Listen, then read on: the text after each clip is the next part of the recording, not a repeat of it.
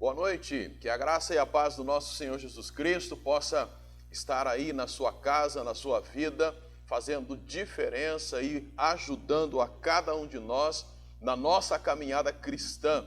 E o Senhor, na sua graça, Ele permite que a sua palavra chegue até nós. E nos nossos cultos, tanto na escola bíblica quanto nos cultos à noite, no tempo de celebração, nós temos tido o privilégio de estudarmos a palavra de Deus. E oramos para que você, na sua casa, possa estar acompanhando as transmissões e celebrando ao Senhor juntamente conosco. E nós estamos, aos domingos à noite, no livro de Levítico. E hoje chegamos ao capítulo de número 19, para o qual você pode abrir. Neste capítulo, nós encontramos mais regras que o Senhor passou para o seu povo, depois que o Senhor os tirou do Egito, está com eles agora ali no deserto, antes deles entrarem na terra que o Senhor reservou para eles, a terra prometida, a Canaã. Então o Senhor vai passando uma série de regras para que eles pudessem cumprir. E qual era o objetivo dessas regras? O objetivo é para que o povo fosse um povo santo. E isso a gente vê logo no começo do capítulo 19, veja aí na sua Bíblia. O Senhor disse a Moisés: fala a toda a comunidade dos israelitas, sereis santos, porque eu, o Senhor vosso Deus, sou santo. E é isso que a gente tem aprendido no livro de Levítico. Deus santo quer um povo santo, para que este povo possa se aproximar de Deus, ou do Deus que é santo. E é isso que nós vamos ver nesta noite, mais algumas regras que o povo tinha que aprender para que eles não só tivessem uma vida santa, mas também tivessem uma vida honesta. E o objetivo, é claro, que nós também, no nosso tempo, tenhamos uma vida santa e honesta diante de Deus e diante do próximo, das pessoas que estão ao nosso redor. Mas antes de continuarmos, vamos ao desenho das crianças. Peguem a folha, deitem a folha aí, crianças, e hoje vocês vão desenhar o seguinte: no alto da folha, o céu, com várias nuvens. O céu aí no alto da folha. No meio da folha, vocês vão desenhar uma criança. Tá? Então, no alto, o céu. No meio da folha, uma criança. E ao redor da criança, dos lados e para cima, vocês vão desenhar vários corações, tá bom? Coraçõezinhos, pode ser pequeno, aí pode pintar cada coração. Então, no alto, o céu, no meio, uma criança, e ao redor da criança, dos lados e também em cima, vários corações, tá joia? Qual é a ideia do desenho? A ideia do desenho é que nós temos que, como pessoas, como crianças, como adultos, amar a Deus. Então por isso os corações aí no alto para cima, e amar ao próximo. E esta é a ideia que a gente vai aprender hoje olhando para o capítulo 19. Esta vida santa indicando a nossa relação com Deus, e esta vida honesta indicando a nossa relação com o próximo. Este é o nosso grande desafio. E sabe que em todo o capítulo 19, o que embasa estas regras, bem como também todo o restante do livro de Levítico, é a pessoa do Senhor. Só no capítulo 19, a expressão eu sou o Senhor, ou eu sou o Senhor vosso Deus, aparece aproximadamente 16 vezes. Então, tudo que o Senhor manda fazer tem como base a sua santidade.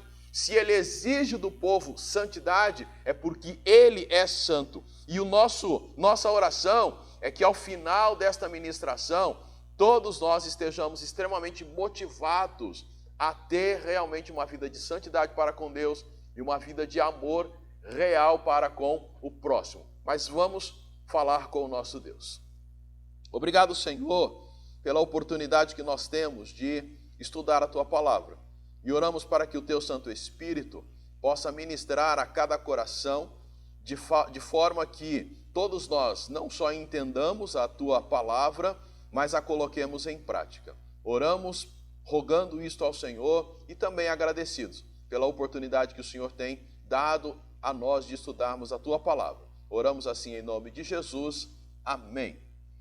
Vida santa é isto que o Senhor exige. E aí então a gente vai descobrir o que envolve esta vida santa olhando para o capítulo 19. Logo aí a partir do versículo de número 3, nós vamos descobrir que vida santa envolve adoração ao Senhor. Veja aí na sua Bíblia, versículo 3. Cada um de vós respeitará sua mãe e seu pai, e guardareis os meus sábados. Eu sou o Senhor vosso Deus. Não vos volteis para os ídolos, nem façais deuses de metal para vós. Eu sou o Senhor vosso Deus. Quando oferecerdes ao Senhor uma oferta pacífica, fazei-o de modo que sejais aceitos. Ela será comida no dia em que a oferecerdes, e no dia seguinte. Mas o que sobrar para o terceiro dia será queimado no fogo. Se parte da oferta for comida no terceiro dia, será repugnante, não será aceita. E todo aquele que dela comer sofrerá por causa do seu pecado, porque profanou uma coisa santa do Senhor. Por isso, essa pessoa será eliminada do seu povo. A vida santa começa com adoração, e na perspectiva de Deus, esta adoração a Ele começa pela obediência aos pais.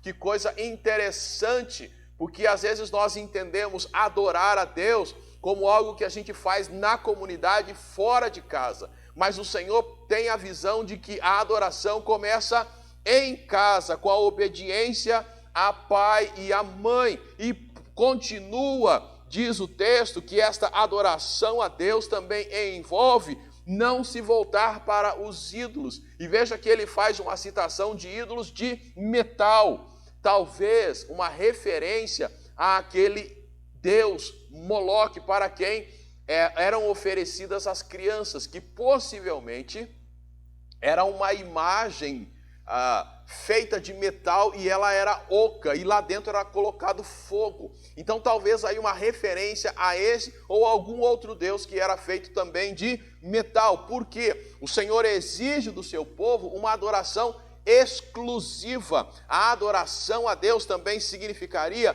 oferecer a oferta, e aqui em específico a oferta pacífica, de maneira correta. Esta oferta deveria ser oferecida e poderia ser comida no primeiro e no segundo dia.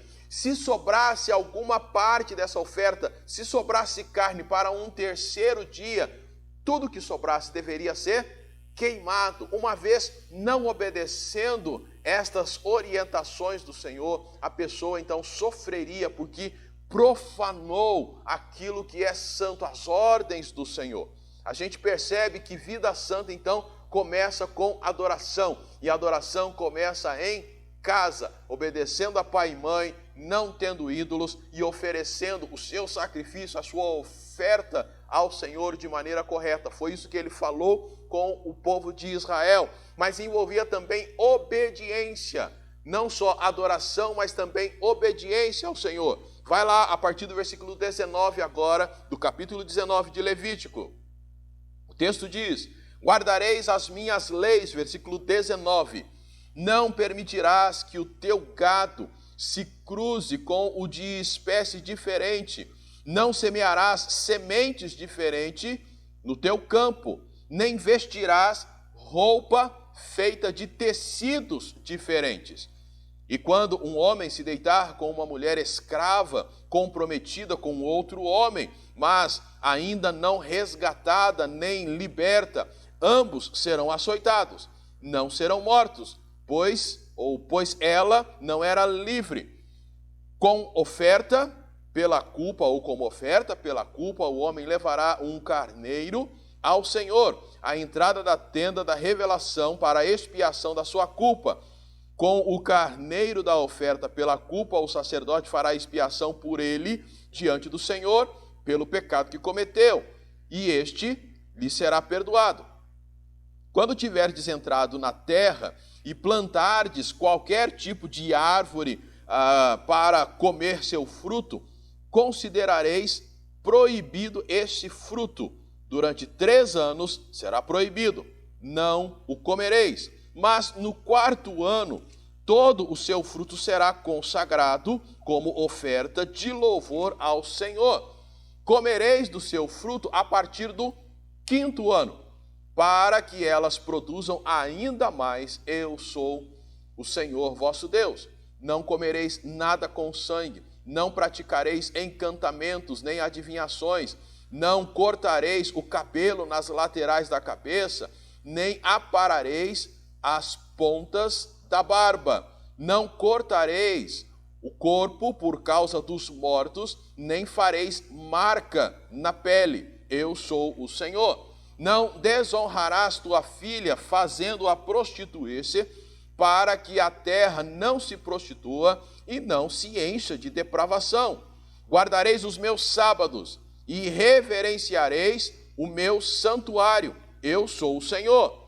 Não procurareis os que consultam os mortos, nem os feiticeiros. Não os consultareis, para não serdes contaminados por eles. Eu sou o Senhor vosso Deus. Levanta-te diante dos idosos, honra a pessoa do ancião e teme o teu Deus. Eu sou o Senhor. Agora a ideia é vida de santidade, além de ser uma vida de adoração, é também uma vida de obediência ao Senhor. E isso significa, em primeiro lugar, que ele cita guardar as leis do Senhor.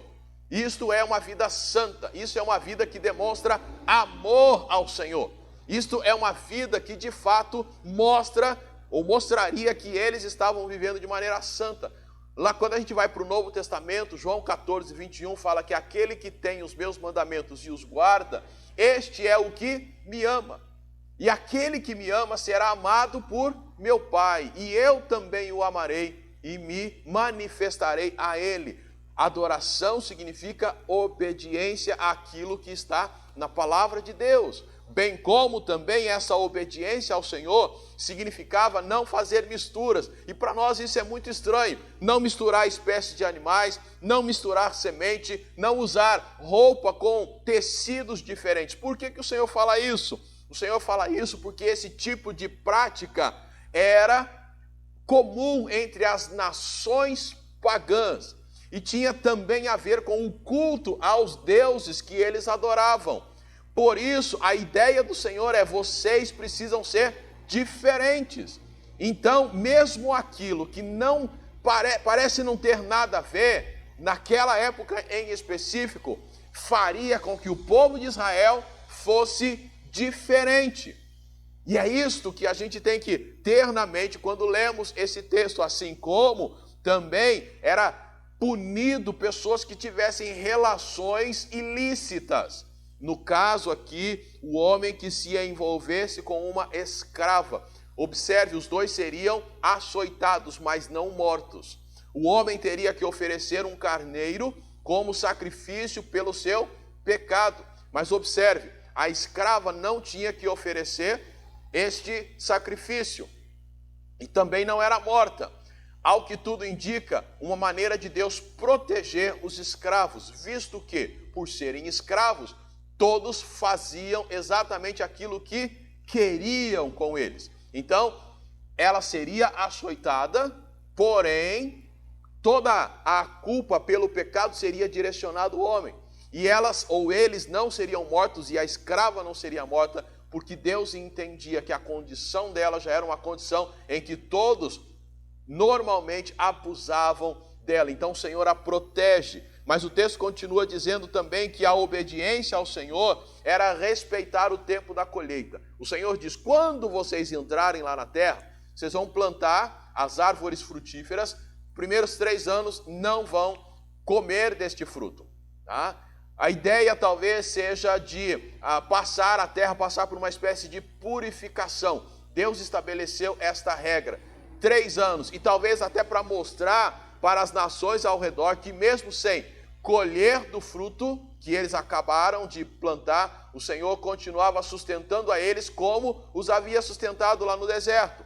O 4º ano desta árvore frutífera, os frutos também não poderiam ser comidos, porque eram dedicados ao Senhor. Somente a partir do 5º ano é que se poderia comer. E o texto diz, para que se produza mais, teria abundância. E isto eles deveriam obedecer, assim como eles também deveriam obedecer ao Senhor não comendo sangue, algo que já foi citado em outro capítulo e já explanamos sobre isso. Também não poderiam cortar as laterais do cabelo, não poderiam fazer a barba ou cortar as pontas da barba, e também não poderiam marcar o corpo por conta dos mortos. Não poderiam cortar o corpo e nem marcar o corpo. Alguns entendem isso como sendo as tatuagens que nós temos hoje. Tudo isso era praticado pelas nações ao redor como forma de culto aos seus deuses. Por isso, o povo de Israel deveria ser diferente. Então não corte as laterais do cabelo, porque isso são as nações em adoração aos seus deuses que fazem. Não corte as pontas da barba, porque isso as nações fazem em culto aos seus deuses. As nações também, por adorar os mortos ou reverenciar os mortos, eles cortam o corpo ou de alguma forma marcam o corpo. Então não façam isso, porque vocês são diferentes. E o texto continua, olha, não desonre sua filha, oferecendo-a como prostituta ou para a prostituição. A mesma coisa no sentido de que isto era praticado pelas nações ao redor, e as nações ao redor, elas ofereciam seus filhos não só para morrer, mas também para a prostituição, e isto para adorar os seus deuses. Guardem o sábado. Outra forma de obedecer ao Senhor, eles tinham que guardar o sábado, e eles guardavam o sábado porque lá em Gênesis está escrito que após ter feito o mundo, em 6 dias, no 7º o Senhor descansou, e isto de fato eles cumpriam. Quando a gente chega no Novo Testamento, a gente descobre que Cristo inaugura, digamos assim, um novo sábado, e nós entendemos que em Cristo nós vamos ter o descanso eterno. E é por isso então que o Senhor vai mandar inicialmente lá para o povo esta regra. Tudo isso para diferenciá-los dos povos ao redor. Assim como eles também não deveriam consultar os mortos. Morreu, não se consulta os mortos. Isto era uma forma de obediência, isso eram as nações pagãs que praticavam. Eles também não poderiam deixar de honrar os anciãos. O versículo 32 fala que eles deveriam se levantar diante dos anciãos. Veja a maneira como o Senhor mostra tanto a adoração, o que significa essa vida santa, envolvia essa adoração e a obediência. Dentro da adoração, começava com a obediência a pai e mãe, o respeito a eles, a honra a eles. E também agora, dentro da obediência, essa honra, esse respeito dedicado aos anciãos. Até hoje, lá em Israel, ou melhor dizendo, hoje em Israel, este versículo de número 32, para levantar-se diante dos idosos, honrar a pessoa do ancião, e esse versículo está dentro dos meios de transporte, os ônibus, aonde é o assento reservado para os idosos, tem este versículo lá escrito, uma forma de ter uma vida santa. O que a gente percebe então, nesta primeira parte em que o Senhor chama o povo de Israel a ter uma vida santa, é que eles deveriam obedecer ao Senhor, deveriam adorar ao Senhor. E este também é o nosso desafio, termos uma vida santa, em que a nossa adoração começa em casa, o respeito mútuo, a honra mútua, principalmente aos pais, e quando também saímos de casa, adorando ao Senhor em todo o tempo, obedecendo aos seus mandamentos, respeitando o próximo, cuidando de todas as maneiras para seguir aquilo que o Senhor diz. No Novo Testamento a gente vai encontrar lá em Efésios, por exemplo, para que os filhos obedeçam a pai e mãe, Efésios 6, 1 e 2. Fala para eles honrarem a pai e mãe. Então, vários princípios que são citados aqui, eles ainda permanecem e devem ser cumpridos por nós. algumas coisas que entram um pouco em choque, até por conta da nossa cultura, que é muito comum. Por exemplo, a questão de tatuagens. O texto aqui diz para não fazer, porque naquela época era ligado ao culto pagão. Mas a ideia para nós hoje, o que seria? Talvez a ideia para nós é aquele princípio que está lá em 1 Coríntios 10, 31. Quer comais, bebais ou façais qualquer outra coisa, tudo seja feito para a glória de Deus. Então, quando pensarmos em fazer qualquer coisa, devemos pensar se estamos fazendo para que Deus seja glorificado. Se este é o nosso objetivo, então nós faremos e glorificaremos ao Senhor. Mas se estamos fazendo simplesmente porque é moda, se estamos deixando a barba crescer porque é moda, ou deixando o cabelo crescer porque é moda, ou rapando porque é moda, eu não vou estar tendo uma vida santa.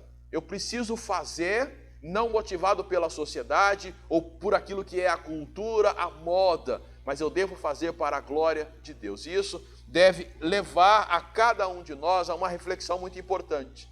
Porque naquela época o Senhor queria que o povo fosse diferente das nações pagãs ao redor. E pela Bíblia a gente percebe que hoje o Senhor deseja o mesmo de nós, que nós sejamos diferentes das pessoas ao nosso redor. E é claro, essa diferença começa no nosso interior e segue para o nosso exterior, para que as pessoas ao nosso redor percebam que nós somos diferentes, que nós não seguimos moda, que nós seguimos a Cristo e a sua palavra, que nós não seguimos o padrão do mundo, a cultura do mundo, nós seguimos a cultura do Senhor Jesus, que está descrita na palavra de Deus. Mas o nosso texto, ele fala não só de uma vida santa, da nossa relação com Deus, mas fala também de uma vida honesta, de uma relação com o próximo, que está convivendo conosco. E esta vida honesta passa por tratar o próximo com integridade, de maneira correta. Olha aí, volte lá ao versículo de número 9, até o verso 16, nós vamos encontrar o seguinte: quando fizerdes a colheita da tua terra, não colherás totalmente nos cantos do campo, nem recolherás as espigas caídas da tua colheita. Da mesma forma, não colherás a tua vinha até os últimos frutos, nem recolherás as uvas caídas da tua vinha. Tu as deixarás para o pobre e para o estrangeiro. Eu sou o Senhor vosso Deus. Não furtareis, não enganareis, nem mentireis uns aos outros. Não jureis falso pelo meu nome, profanando o nome do vosso Deus. Eu sou o Senhor. Não oprimirás o teu próximo, nem o roubarás. O pagamento do diarista não ficará contigo até a manhã seguinte. Não amaldiçoarás o surdo, nem porás tropeço na frente do cego, mas temerás o teu Deus. Eu sou o Senhor. Não farás injustiça em um julgamento, não favorecerás o pobre, nem honrarás o poderoso, mas julgarás o teu próximo com justiça. Não divulgarás calúnias entre o teu povo, nem conspirarás contra a vida do teu próximo. Eu sou o Senhor. Observe que tudo que está escrito aqui diz respeito ao relacionamento com o próximo, tratá-lo com integridade. Isso naquela época envolvia deixar parte do fruto para os pobres. E aqui a gente já vai se lembrar, para aqueles que têm familiaridade com o texto bíblico, vai se lembrar do livro de Ruth. Quando Ruth e Noemi voltam para a terra de Noemi, Ruth, vai trabalhar como respigadora. Isto é, nos campos era deixado para trás as espigas que caíam, ou mesmo algumas que sobravam nos pés, para que os pobres pudessem vir e colher. E Boaz era o dono da terra aonde Ruth foi trabalhar. Boaz cumpria isto. E parece-me que até hoje muitos judeus cumprem isto, deixando nas suas lavouras parte daquilo que foi colhido, caiu no chão, para que os pobres possam ir até lá e pegar. A integridade, o trato com integridade ao próximo também envolvia não roubá-los, não mentir a eles, não enganá-los. Mas, acima de tudo, cuidar deles. Tudo isso que a nós também é exigido. Também o texto fala a ideia de não jurar falsamente em nome de Deus. Eu juro, mas sabe que não está falando a verdade. Isso também era desonrar a Deus, isto era desonestidade, mas o Senhor queria vida honesta. Assim como o Senhor diz, olha, não oprima o pobre e pague a ele corretamente. Se você tem o dinheiro para pagar aquele que trabalhou para você naquele dia, não deixe para pagar amanhã, já entregue o dinheiro a ele. Também não amaldiçoe o surdo, que ele não ouve, né? Então você fala o que você quiser, não faça isso. E nem coloque tropeço para o cego, já que ele não vê, ele vai tropeçar e vai cair. Não faça isso. Haja de maneira justa, tanto para com o pobre como para com o rico. Este era o desafio do Senhor, preparando o seu povo para que eles pudessem entrar na terra prometida. Tratar o próximo com integridade era também não espalhar notícias falsas. As fake news, desde aquela época já existia. Não espalhe notícias falsas. Ter uma vida que de fato agradava a Deus era ter uma vida que tratasse de maneira íntegra o próximo e ao mesmo tempo também tratasse a esse próximo com amor. Veja aí o verso 17.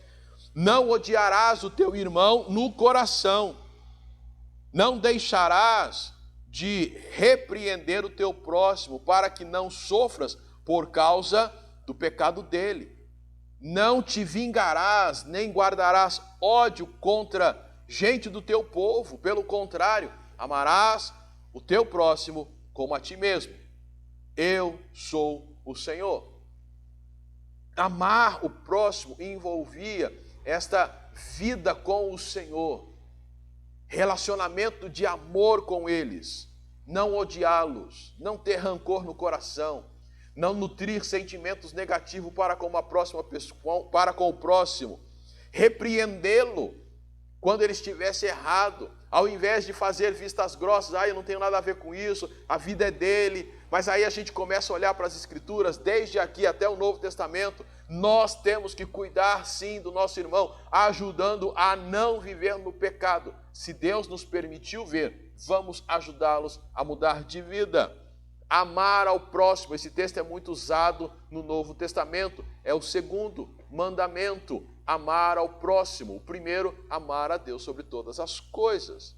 Esta é a ideia do nosso texto.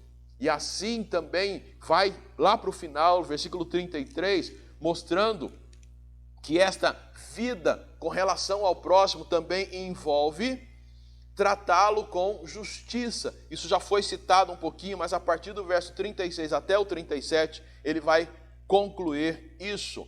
Quando um estrangeiro viver por um tempo na vossa terra, não o maltratareis. O estrangeiro que viver entre vós será como um natural da terra. Devereis amá-lo como a vós mesmos, pois fostes estrangeiros na terra do Egito. Eu sou o Senhor vosso Deus. Não cometereis injustiça ao julgar medidas de comprimento, de peso ou de capacidade. Tereis balanças justas, pesos justos, efa justo e injusto. Eu sou o Senhor vosso Deus, que vos tirei da terra do Egito. Guardareis todos os meus estatutos e todas as minhas leis, e os cumprireis. Eu sou o Senhor. Da mesma maneira que eles foram chamados a tratar o irmão, o outro judeu, de maneira correta, eles são chamados a amar o estrangeiro da mesma forma. E eles deveriam cuidar do estrangeiro, lembrando que eles foram estrangeiros. Não maltrate os estrangeiros, vocês foram estrangeiros e ficaram mais de 400 anos no Egito, foram sustentados lá. Teve um período que foi difícil, mas uma boa outra parte não foi. Vocês foram estrangeiros lá, então cuidem bem dos estrangeiros, sejam corretos nas transações com eles. sejam justos, façam aquilo que realmente deve ser feito. A nossa cultura, assim como naquela época, é uma cultura de levar vantagens. Mas a gente percebe que esta vida honesta que o Senhor exige de nós para com o próximo é agir de maneira correta e não levarmos vantagem. Não entrarmos na ideia do mundo de que a todos fazem assim. O nosso desafio é não somente termos uma vida santa de obediência e de honra ao Senhor por meio da adoração, por meio da obediência, que começa lá dentro de casa e segue até fora. Mas envolve também o relacionamento, além de vertical, envolve o horizontal, é o desenho das crianças. As crianças estão desenhando ali a figura de uma criança da qual sai, digamos assim, amor, tanto para as pessoas que estão aos seus lados, né, ao seu redor, como também para com Deus. Meu irmão e minha irmã, nesta noite, o Senhor tem chamado não só ao povo de Israel naquela época, mas também a nós, para que tenhamos uma vida santa e uma vida honesta. E para que consigamos fazer isso, a gente precisa olhar para Jesus. É o que diz o autor aos Hebreus, capítulo 12, versículo 2. Olhando firmemente para o autor e consumador da fé. Nós temos que olhar para Jesus, porque ele foi e é santo. E mesmo enquanto estava aqui como homem, sempre foi honesto. A sua relação com Deus sempre envolveu santidade. A sua relação com o próximo sempre envolveu honestidade. E nós temos percebido, e infelizmente com muita tristeza, percebemos que muitos dos que fazem parte de comunidades cristãs não têm agido com honestidade para com o próximo, mesmo que aparentemente, e bem aparentemente, mostrem-se numa relação de santidade com Deus. Tem que ter as duas coisas. Se não tiver uma e falar que tem a outra, você vai estar mentindo. Se você não tem relacionamento honesto para com as pessoas ao seu redor, se você não ama as pessoas ao seu redor, a quem você vê, é o que diz João lá no Novo Testamento, se você não ama a pessoa que você vê, como você pode amar a Deus a quem você não vê? Então, o nosso desafio como cristãos é termos um relacionamento de santidade com Deus e um relacionamento de honestidade, de amor para com o próximo. E isto nos leva àquilo que diz os 2 mandamentos, no qual se resumem todos os mandamentos. Amar a Deus sobre todas as coisas, a nossa relação com Ele, e ao próximo. Inicialmente foi dito, como a ti mesmo, como aqui também diz.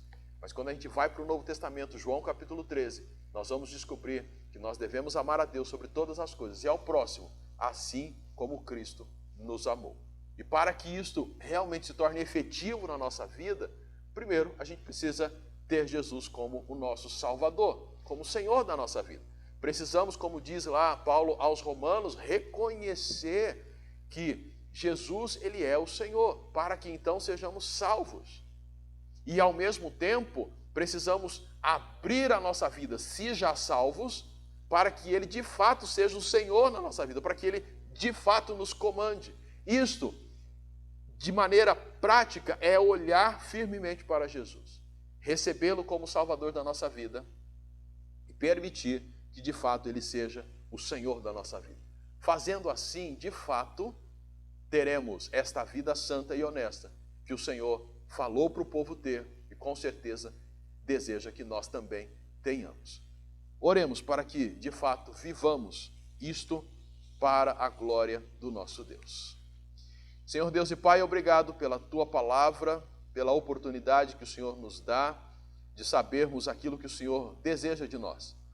O Senhor deseja que tenhamos uma vida santa e honesta, uma vida de amor a Ti e ao próximo, que as palavras ditas aqui, e mesmo aquelas que não foram ditas, mas que o Teu Santo Espírito possa, usando aquilo que falamos e com certeza completando aquilo que ficou ausente, convença a cada um de nós a andarmos de maneira que glorifiquemos o Teu nome e venhamos então a promover a proclamação do Teu Evangelho neste mundo, para que pessoas conheçam mais a Ti e que em tudo, de fato, glorifiquemos o Teu nome. Muito obrigado, assim oramos em nome de Jesus. Amém. Crianças, mandem o desenho no grupo do WhatsApp da igreja e todos são convidados para termos um tempo de comunhão por meio de mensagens, cânticos, versículos bíblicos, aquilo que Deus colocar no seu coração. E que Deus conceda a cada um de nós uma semana abençoada em nome de Cristo Jesus. Fiquem todos na paz do Senhor.